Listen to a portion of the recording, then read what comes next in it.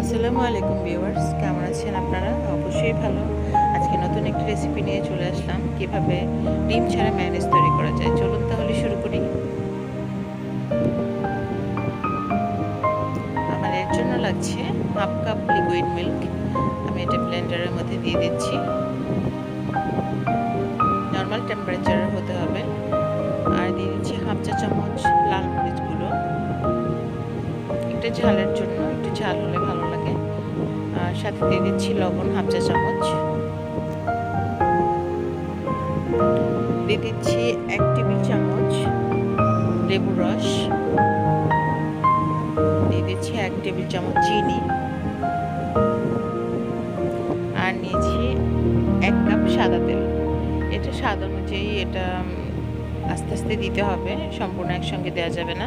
অল্প অল্প করে দিয়ে ব্লেন্ড করে নিতে হবে। আমি অল্প করে দিচ্ছি এবং ব্লেন্ড করছি।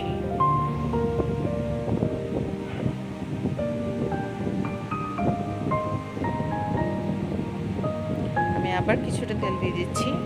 এভাবে করে অল্প অল্প করে 1 কাপ তেল পুরোটাই লাগবে।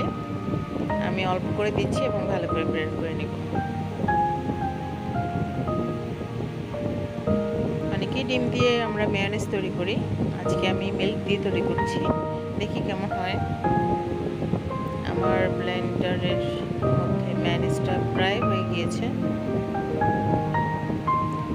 হয়ে গেল আমার মিল্ক দিয়ে মেয়োনেজ তৈরি করা। আপনারাও ট্রাই করবেন। ভালো লাগলে লাইক করবেন, শেয়ার করবেন এবং চ্যানেলটি সাবস্ক্রাইব করবেন এবং কমেন্টস করে জানাবেন কেমন হলো। আপনারা নিশ্চয়ই ট্রাই করবেন। সবাইকে ধন্যবাদ।